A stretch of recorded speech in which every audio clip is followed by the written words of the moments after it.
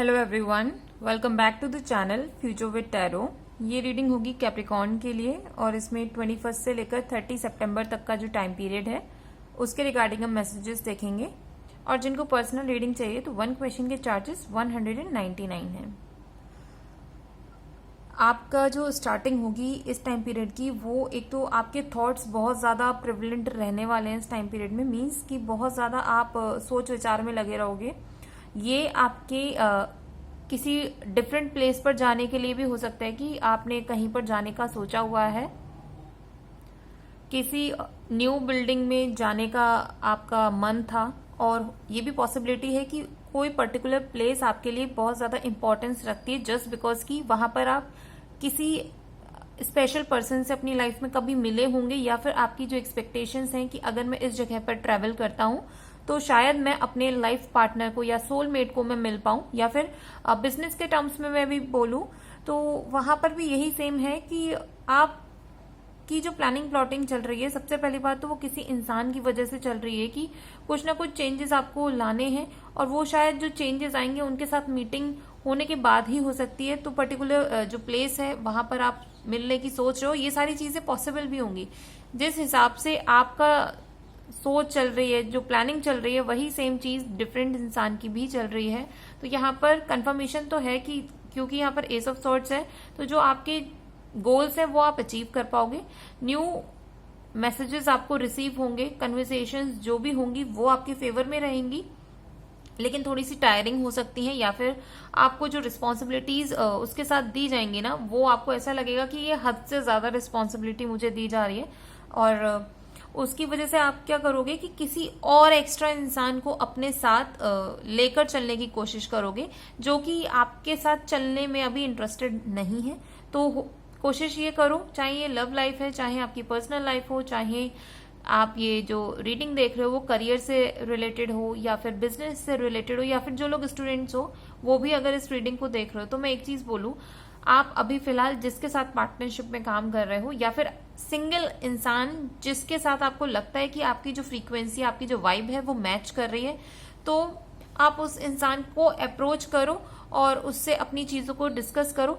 थोड़ा सा पेशेंस भी रखना, बिकॉज यहाँ पर आपकी एक्सट्रीम एनर्जी हो रही है। जैसे सितंबर मंथ में यहाँ पर मार्स की एनर्जी बहुत ज्यादा प्रिवलेंट है, यानी कि मंगल प्लैनेट की। मंगल क्या होता है कि हमारे ब्लड से कनेक्टेड होता है, तो ओवर एंग्जाइटी भी हो सकती है। मतलब एक नॉर्मल एंग्जाइटी होती है कि भाई ये चीजें हो नहीं रही, या फिर हमको ऐसे ऐसे चीजें करनी है, बट एक ओवर एंग्जाइटी का पार्ट ये होता है कि सोच सोच के आपको टेंशन होनी शुरू हो जाएगी, हद से ज्यादा टेंशन कि वो आपकी बॉडी पर दिखना शुरू हो जाए, हेडेक्स होने शुरू हो जाए, या फिर आपको ऐसा लगे कि यार ये तो मैं बिल्कुल ही डिप्रेशन वाली स्टेट में जा रहा हूं। तो थोड़ा सा इससे बचना, क्योंकि आपकी रीडिंग बहुत अच्छी है, बस यहाँ पर बहुत ज्यादा हाई एनर्जी होने की वजह से आप चीजों को ना ऐसे सोच रहे हो कि बस पलक झपकते ही हो जाए, तो वो पॉसिबिलिटी नहीं होती है। टाइम अपने अकॉर्डिंग ही चलेगा।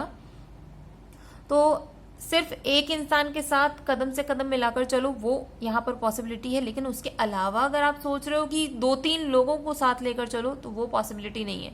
वो पॉसिबिलिटी तब क्रिएट होगी जब आप उन लोगों के साथ अपनी लाइफ को एंजॉय करना चाहोगे। मीन्स काम से रिलेटेड 3-4 लोगों को इंक्लूड करना is not a good option. Party वगैरह करनी है अपने इंजॉयमेंट के लिए, अगर आप चाहते हो कि काफी लोग गैदर हो, तो उसके लिए यहाँ पर पॉजिटिव कार्ड्स हैं। मीन्स आप अपनी एज ग्रुप के लोगों के साथ कुछ ना कुछ अच्छी सेलिब्रेशन कर सकते हो। और ये भी पॉसिबिलिटी है कि आपको जो भी मैसेज रिसीव होगा वो किसी मैच्योर इंसान की तरफ से रिसीव होगा, जो कि आपकी लाइफ में फाइनेंशियल जो सिचुएशन है उसको चेंज करेगा। मीन्स आपकी लाइफ में फाइनेंशियल जो हेल्प मिल रही है वो किसी फीमेल की तरफ से मिल सकती है, जो कि बहुत ज्यादा मैच्योर होंगी।